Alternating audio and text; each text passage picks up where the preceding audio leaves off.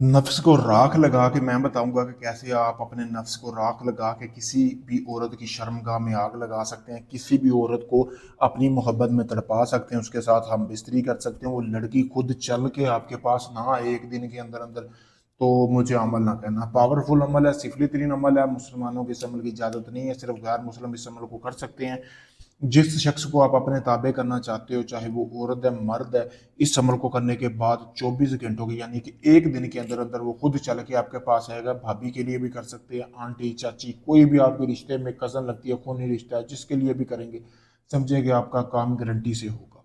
सबसे पहले आपने करना कैसे है, ये तवीज़ जैसे है कि आपको सामने नजर आ रहा, वीडियो को रोककर इसका अच्छी तरह स्क्रीनशॉट ले सकते हैं और इसका प्रिंट निकलवा लें।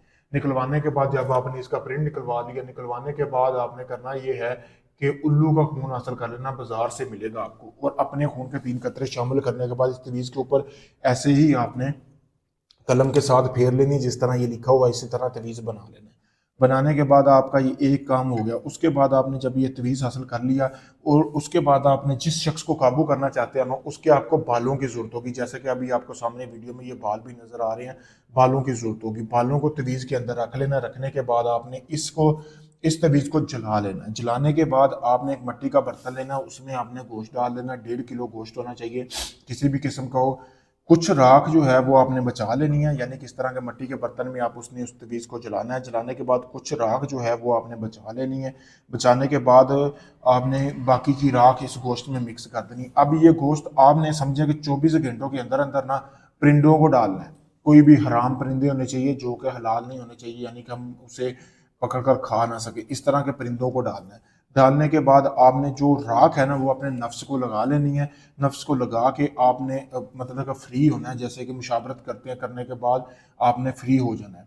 फ्री होने के बाद वो आपने नफ्स धोना नहीं, इसी तरह पलीत फिरना है, मुसलमानों को इजाज़त नहीं। फिर से कहता हूँ इस अमल की, फिर आप जैसे ही इस तरह राख लगा के आपने चलते फिरते रहना है। 24 घंटों के अंदर अंदर जिस औरत के लिए आपने ये अमल किया है, जिसके बाल जलाए हैं, समझे कि वो 24 घंटों के अंदर अंदर उसके सर में ऐसी शदीद दर्द होगी ना कि वो आपके बिना रह नहीं सकेगी जब तक आपसे बात नहीं करेगी।